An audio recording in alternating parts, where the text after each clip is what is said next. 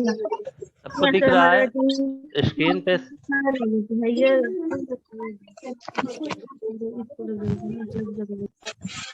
Free radical reaction हो गया था, हेलोजिनेशन हो गया था। ये जो क्वेश्चन है क्लोरीनेशन, ब्रोमिनेशन और ड्यूनेशन, इम्पॉसिबल आयोडीनेशन, सबसे पहले हम डिस्कस सब करेंगे। अंकिता, अंकिता आपका रेज हैंड है, कोई क्वेश्चन है क्या?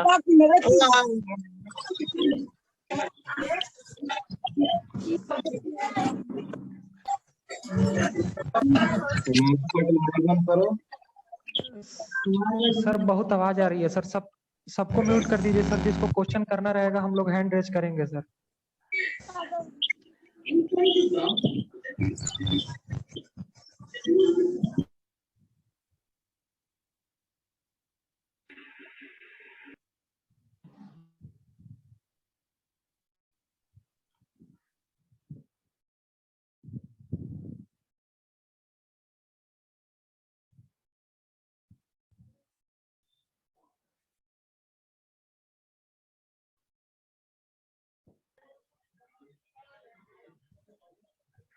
हम लोग लास्ट टाइम डिस्कस कर रहे थे फ्री रेडिकल के रिएक्शन। इसमें अब नेक्स्ट पॉइंट है जो हमारा फ्री रेडिकल है, फ्री रेडिकल की स्टेबिलिटी। कौन कौन से फैक्टर हैं जो फ्री रेडिकल की स्टेबिलिटी को इम्पैक्ट करते हैं? तो सबसे पहले आता है कि जो फ्री रेडिकल होता है, free radical is the electron deficient species. जो फ्री रेडिकल होता है वो क्या है? इलेक्ट्रॉन डिफिशिएंट स्पेसीज है। और इलेक्ट्रॉन डिफिशियंस स्पेसीज होने की वजह से इसको क्या चाहिए? हमारे पास जिस चीज की कमी है वही चीज हमको चाहिए। तो इस पे इलेक्ट्रॉन नहीं है, इसलिए इसको इलेक्ट्रॉन चाहिए। जो हम फैक्टर कार्बोकैटायन की स्टेबिलिटी के लिए पढ़े थे, उसमें क्या क्या फैक्टर था? उस पे पॉजिटिव चार्ज है, उसके साथ कौन से रेडिकल्स अटैच हैं, जो हमारा इंडक्टिव इफेक्ट किया है उसमें, जो मालकूल्स हैं उस मालकूल की प्रॉपर्टीज क्या है, इसके बेसिस पे उसकी स्टेबिलिटी डिपेंड थी।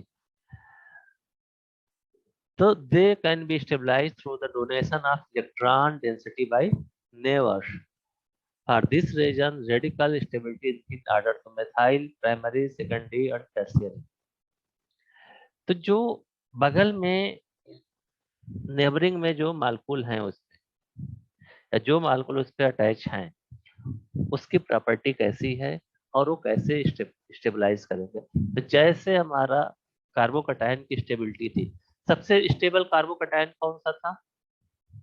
विच carbocation is the more stable? Tertiary. Tertiary. Tertiary. Same हमारा जो फ्री रेडिकल की स्टेबिलिटी होती है वो भी tertiary is the most stable. जो टर्शियरी रेडिकल होगा वो मोस्ट स्टेबल होगा, उसके बाद सेकेंडरी रेडिकल, उसके बाद प्राइमरी रेडिकल, उसके बाद methyl radical. Methyl radical is the least stable. Same वो कंडीशन आया। सेकेंड पॉइंट, फ्री रेडिकल को क्या क्या स्टेबलाइज करेगा? डीलोकलाइजेशन। जो इलेक्ट्रॉन है, जो फ्री इलेक्ट्रॉन है, अगर फ्री इलेक्ट्रॉन डीलोकलाइज होता है तो उस रेडिकल की स्टेबिलिटी इंक्रीज हो जाएगी। If radical can be spread out 1 or 2 या मोर कार्बन, मतलब 1 या 2 या 3 कार्बन पे वो डिस्ट्रीब्यूट होता है, तो उसकी स्टेबिलिटी इंक्रीज हो जाएगी। The more familiar by saying that free radical was stabilized the resonance। अगर जिस मालिक्यूल में रेजोनेंस हो रहा है उसका स्टेबिलिटी इंक्रीज हो जाएगा। हमने जो स्ट्रक्चर बनाया है सबको दिख रहा है? Yes sir. Yes sir.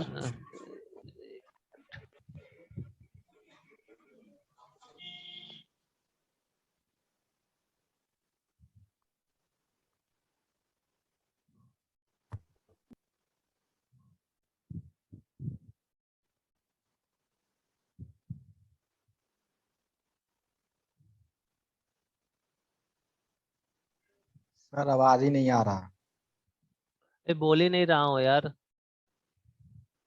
ये नोट ढूंढ रहा हूँ कैसे तुमको दिखाया जाए।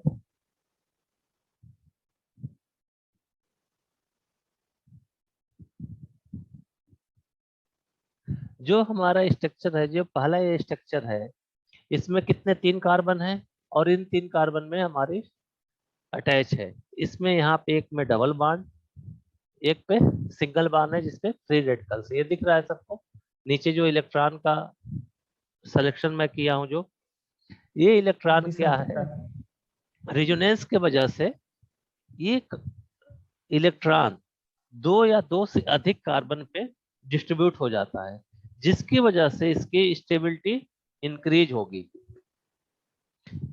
जैसे हमने कार्बोकैटायन में पढ़ा था, कार्बोकैटायन में क्या था कि जो जिस कार्बोकैटायन में रेजोनेंस था, उस रेजोनेंस की वजह से उसकी स्टेबिलिटी इंक्रीज थी। तीसरा पॉइंट आता है जो फ्री रेडिकल है। Free radical decrease in stability as the percentage of s character in the orbital increase. जब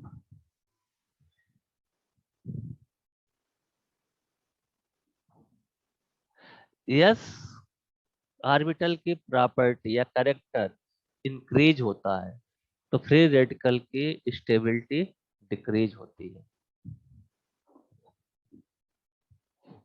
या हम ये बोलेंगे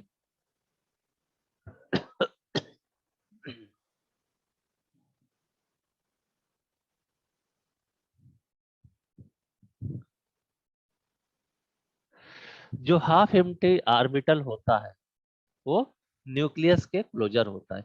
इसके वजह से फ्री रेडिकल की जो स्टेबिलिटी है decreasing atom growth from the sp3 का सबसे ज्यादा स्टेबल होगा, उसके बाद sp2, उसके बाद sp।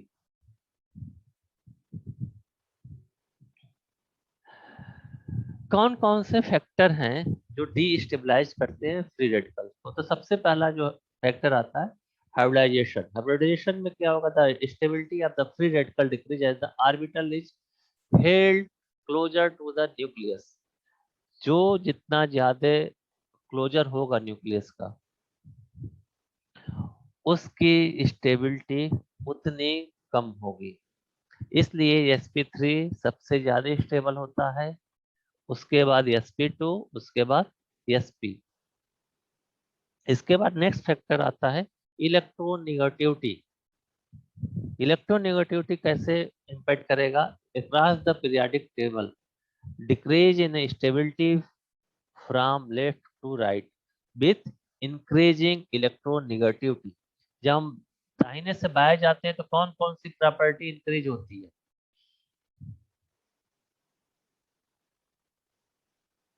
जब हम पीरियोडिक टेबल में दाहिने से बाएं जाते हैं तो कौन सी प्रॉपर्टी इंक्रीज होती है? जब बाएं से दाहिने, इलेक्ट्रोनेगेटिविटी। हमने इलेक्ट्रोनेगेटिविटी। मैंने क्या वर्ड यूज किया था? दाहिने से बाएं, तो इलेक्ट्रोनेगेटिविटी इंक्रीज होगी। नहीं नहीं सर। हाँ, पूरा वर्ड तो सुनती नहीं हो। हमने क्या बोला? राइट टू लेफ्ट क्या प्रॉपर्टी होगा? अगर हम जस्ट उल्टा करेंगे राइट टू लेफ्ट तो हमारी इलेक्ट्रोनेगेटिविटी कम होगी। लेफ्ट से राइट में हमारी कौन कौन सी प्रॉपर्टी इंक्रीज होती है इलेक्ट्रोनेगेटिविटी के अलावा? पीरियोडिक टेबल में जब हम लेफ्ट से राइट जाते हैं तो कौन कौन सी प्रॉपर्टी इंक्रीज होती है?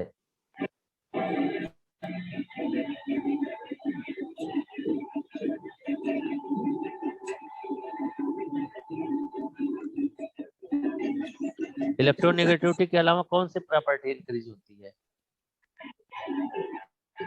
एटॉमिक रेडियाई बढ़ता है सर। और और क्या होता है?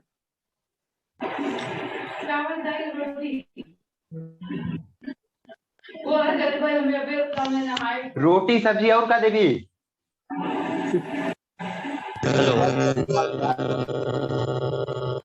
रोटी सब्जी बाद में पहले पढ़ लो।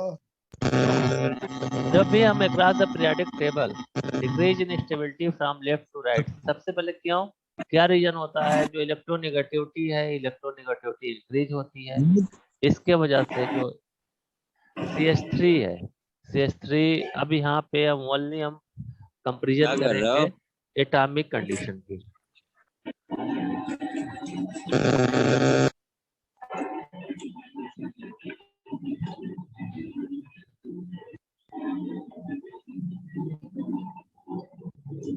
तो जब इंक्रीज होता है प्रॉपर्टी इलेक्ट्रोनेगेटिविटी जब इंक्रीज होगी तो उसकी स्टेबिलिटी डिक्रीज होगी। इसलिए CH3 जो फ्री रेडिकल है वो ज्यादा स्टेबल होगा। NH2, HO और फ्लोरीन क्या हो जाएगा? लिस्ट स्टेबल होगा।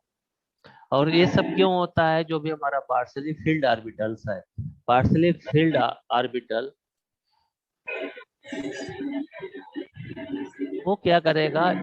Increasing unstable the more tightly held to the nucleus. इसके वजह से जो न्यूक्लियस से जितना ज्यादा अटैच है उसके ऊपर उसकी स्टेबिलिटी डिपेंड होगी। जो नाइट्रोजन और ऑक्सीजन है, नाइट्रोजन और ऑक्सीजन सेंटर्ड रेडिकल्स हैं, इसलिए ये थोड़े से ज्यादा अनस्टेबल होते हैं। नेक्स्ट प्रॉपर्टी आता है पोलराइजेशन। पोलराइजेशन जैसे हम पीरियोडिक टेबल में डाउन जाते हैं तो स्टेबिलिटी क्या होगी? इंक्रीज होगी। क्यों इंक्रीज होगी? Since the partially filled orbital, जो भी पार्शियली फील्ड ऑर्बिटल है इज ए लार्जर एटम। जैसे हम अब बात करें हैलाइड्स ग्रुप के, तो उसमें फ्लोरीन, क्लोरीन, ब्रोमीन, आयोडीन। तो सबसे ऊपर हमारा फ्लोरीन है, उसके बाद क्लोरीन, उसके बाद ब्रोमीन, उसके बाद आयोडीन। तो जैसे जैसे हम ऊपर से नीचे आएंगे तो उस मालकूल का जो एटम का साइज है, एटम का साइज क्या होगा? बड़ा होता जाएगा। और जब बड़ा होगा तो जो मालकूल बड़ा होने, एटम के साइज बड़ा होने की वजह से जो इलेक्ट्रॉन डिफिशियंसी है, वो इलेक्ट्रॉन डिफिशियंसी पूरे एरिया पर स्प्रेड आउट होगा। पूरे एरिया पे क्या होगा? फैलेगा। अगर एक जगह सेंट्रल पॉइंट पे इलेक्ट्रोनेगेटिविटी है या इलेक्ट्रॉन डिफिशियंसी है, जैसे फ्लोरीन है और आयोडीन है, तो फ्लोरीन को भी एक इलेक्ट्रॉन चाहिए और आयोडीन को भी एक इलेक्ट्रॉन चाहिए।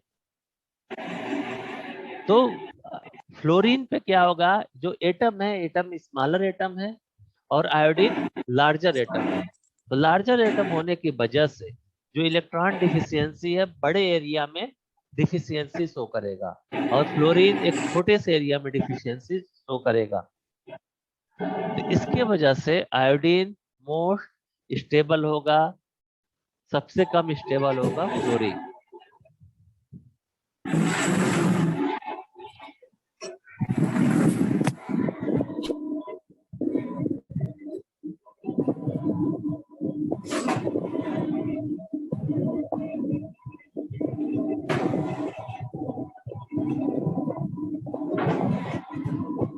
इसके बाद जो नेक्स्ट प्रॉपर्टी आती है वो आती है इलेक्ट्रॉन विथड्राइंग ग्रुप। इलेक्ट्रॉन विथड्राइंग ग्रुप हम इसको बोलते हैं जो इलेक्ट्रॉन अपने तरफ लेता है या खींचता है। Removable electron density from A free radical make it's less stable.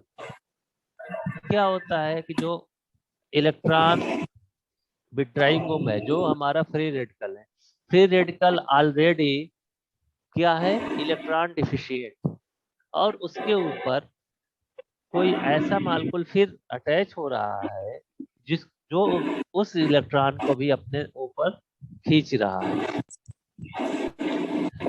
तो जहां पे हमारा इलेक्ट्रॉन विथड्राइंग ग्रुप अटैच होगा वहां पे स्टेबिलिटी और कम होती जाएगी। जहां पे इलेक्ट्रॉन पेयर जो भी ग्रुप अटैच है वो इलेक्ट्रॉन डोनेट करेगा, या लोन पेयर ऑफ इलेक्ट्रॉन है या lone pair of electron donate होता है, उसकी वजह से उस कंपाउंड की स्टेबिलिटी इंक्रीज होगी। तो पॉइंट सबको क्लियर हुआ?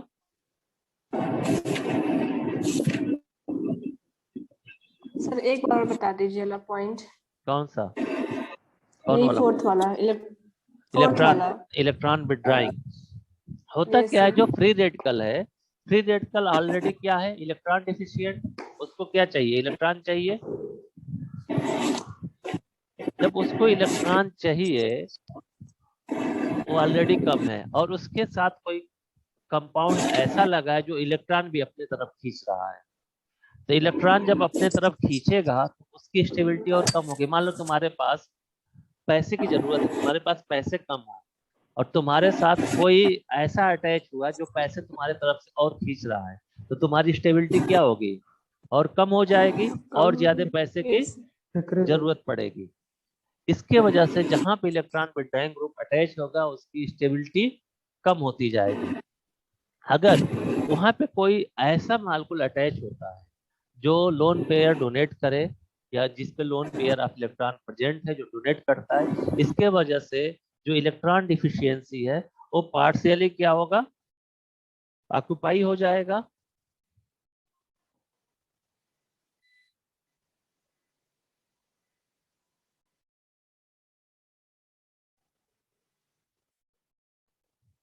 हेलो।